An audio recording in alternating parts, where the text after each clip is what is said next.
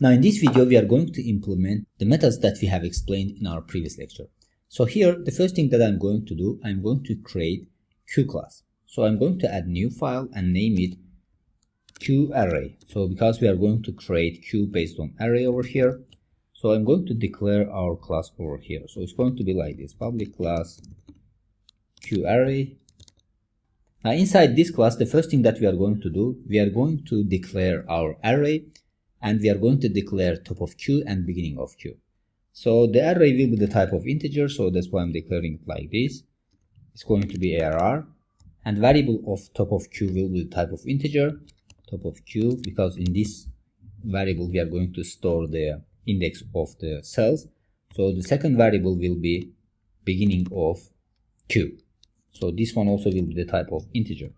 Then inside constructor, we are going to instantiate our array with the size that we are receiving from the constructor, and we are going to set the top and beginning of this Q to -1. So our constructor will be like this, public Q array, which will take as a parameter size.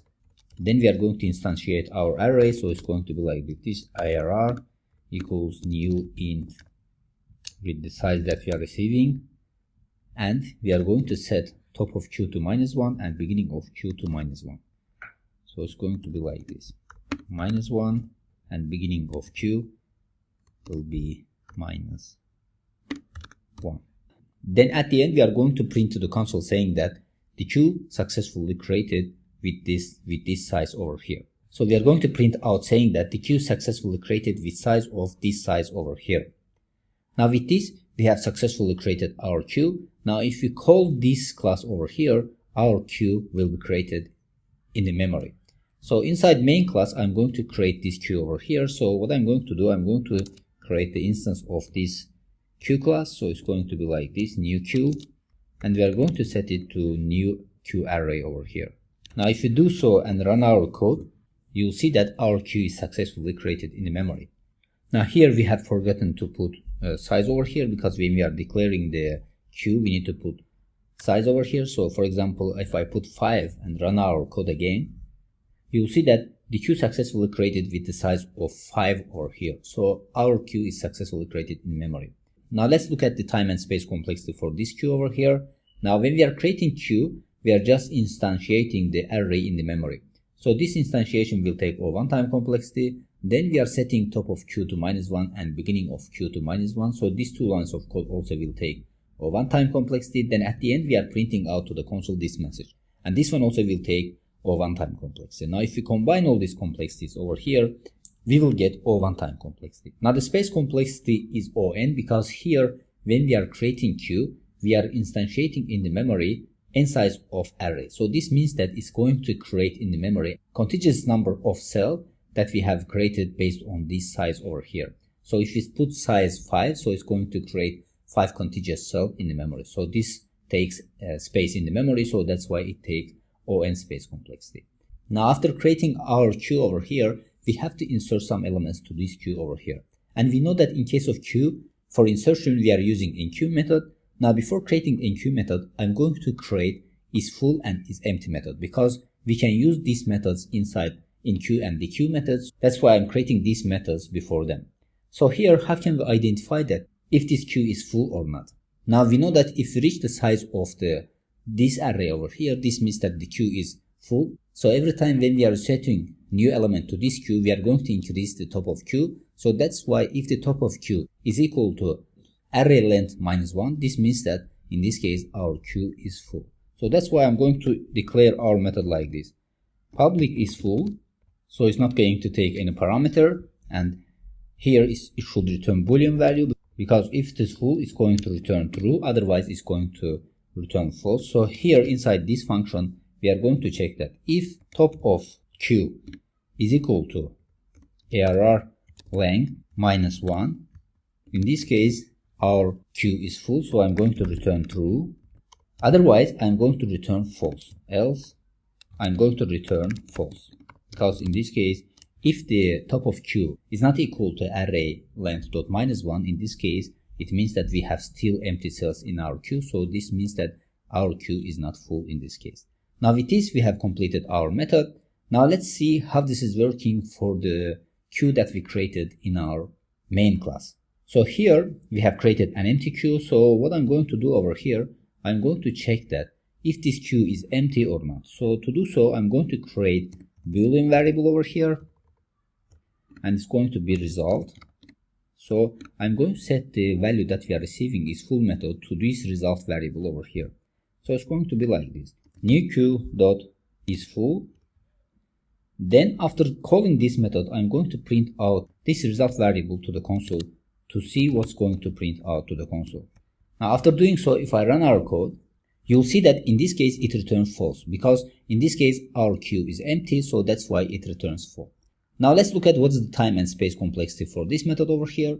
Now it's obvious that the time complexity is O1, because here we are just checking the top of the queue with length -1, and based on that we are returning true or false. So these lines of code will take O1 time complexity, so that's why the time complexity for isFull method is O1 in this case.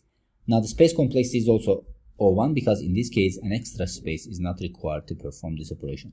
Now the next method that I'm going to implement is isEmpty method. So here let me just put isFull. So here this method is responsible for checking that if our queue is empty or not. So how can we check that?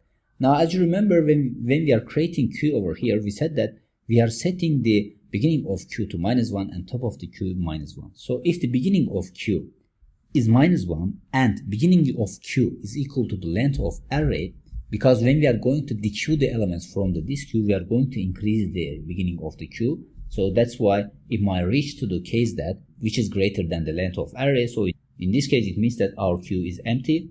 So this means that I'm going to check that if the beginning of queue is -1 or beginning of queue is equal to the array.length, in this case I'm going to return true, because in this case our queue will be empty. So I'm going to declare our method like this: public boolean is empty. Then we are going to check the first if condition. If beginning of queue is equal to -1 or beginning of queue equals arr.length, in this case I'm going to return true. Otherwise I'm going to return false, because in this case our queue is not empty. Now what I'm going to do, I'm going to run this method for the queue that we created over here. Now we know that the queue that we created over here is empty, so this means that this method that we are calling over here must return true, because in this case our array is empty. So instead of isFull method, I'm going to call isEmpty method and printing out result to the console. Now let's run our code. You'll see that in this case it returns true.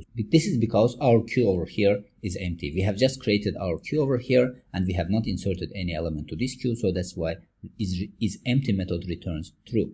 Now let's see what's the time and space complexity for this method. Now it's obvious that the time complexity is O1, because here we have just if condition, and based on this if condition we are returning true or false. And space complexity is also O1, because here we have not performed any space consuming operation. So that's why space complexity is O1. Now after this method, I'm going to create one of the main method, which is enQueue method. So this method is responsible for inserting elements to our queue over here. Now I'm going to declare our method like this. So our method will not return anything, so that's why I'm putting void over here, and the name of method will be enQueue. So as a parameter, it's going to take integer value, because we are going to take the value from here to insert to our queue. So here let me just put enQueue. Now inside this method, the first thing that we are going to check if our queue is full or not. So if it is full, we cannot insert any element, so we are going to return a message saying that it is full. Otherwise we are going to continue to insert elements to our queue over here. So the first condition, if condition, will be like this: if is full, then we are printing out saying that the queue is full.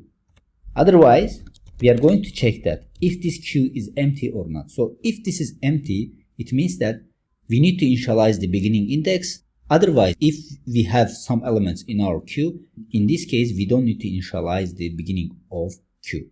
So in the else condition, I'm going to put like this: else if, so the condition will be like this, is empty, then in this case we have to initialize the beginning of queue. So this means that beginning of queue will be set to 0, because when we are enqueuing the elements to the queue, we are just changing the top of queue. We are not touching the beginning of queue. But if the queue is empty, we have to touch the beginning of queue, because in this case beginning of queue will be the first cell, so first cell's index is 0.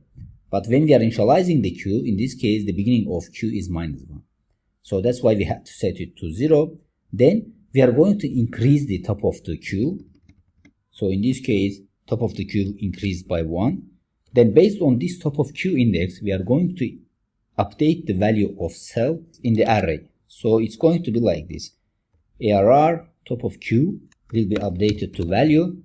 And then after doing so, we are going to print out message to the console saying that this value is successfully inserted in the queue. So it's going to be like this: system out print successfully inserted value in the queue. Now after doing so, in this case, we have successfully inserted the first element in our queue. Otherwise, if we have some elements in our queue, in this case, we are not going to touch the beginning of queue. We are just going to increase the top of queue and updating the value of queue over here. So this part will be the same. So that's why I'm going to just copy it from here and paste it inside this else condition over here. So this part will remain same. Now with this, we have successfully completed enQueue method. So basically what we are doing over here is we are checking that if the queue is full, in this case we are not inserting anything, we are just printing out to the console saying that the queue is full. Otherwise we are going to check that if the queue is empty, this means that we have to instantiate the beginning of queue. So we are going to set beginning of queue 0, then we are going to increase the top of queue by 1, and we are going to update the new top of queue with the value of this value that we are getting from the parameter. Now in the else condition, everything remains same, except we are not updating anything in the beginning of queue over here. Now with this, we have finished enQueue method. Now let's see how this is working in practice. So here we have created our queue over here. Then I'm going to insert some elements over here. Now instead of creating size of 5, I'm going to put 3 because I'm going to insert some elements to see that when we reach the capacity of the queue, what will happen. So in queue, for example, I'm going to put 1. Then I'm just going to copy this from here and paste this few times. Now the capacity of our queue is 3. Now here I'm trying to insert 4 elements. So I'm just going to delete this part and run our code. You see that first element is inserted in the queue, and it says that successfully inserted in 1 into queue. So then successfully inserted 2 into queue, it is coming from here. Then successfully inserted 3 in the queue. Then when we reach the capacity of queue, it says that the queue is full. So this means that we cannot insert more than the size of the queue. So we have set the queue size 3. We can only insert only 3 elements to our queue over here because the size is fixed in this case. Now this is how enQueue method works in practice. Now let's see what is the time and space complexity for enQueue method over here. Now as always, we are going to start from the first line of this method over here. Now in the first line, we are checking that if this queue is full or not. So this part of code will take O1 time complexity. Then if it is full, we are returning the queue is full message to the console, and this one also will take O1 time complexity. Now in the else if condition, we are checking that if this queue is empty or not. So isEmpty method takes O1 time complexity, so this line of code also will take O1 time complexity.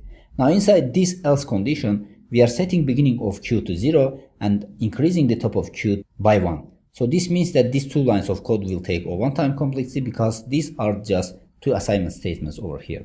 Then we are updating the array cell. So based on this top of queue index, we are updating the array cells. So we know that to update array cell based on the index takes O1 time complexity. So this will take O1 time complexity. Then we are printing out message to the console. So this will take also O1 time complexity.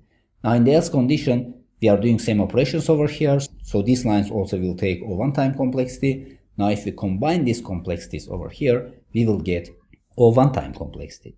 Now the space complexity is also O1 because here we are just updating the value of cell in the memory. So an extra space is not required here to perform this operation. So that's why space complexity is O1. Now with this, we have come to the end of this lecture. So in this lecture, we have performed 4 methods of queue, which are creation of queue, isFull method, isEmpty method, and enQueue method. Now in the next lecture, we are going to implement other methods that we discussed in our previous lecture. So see you in the next lecture.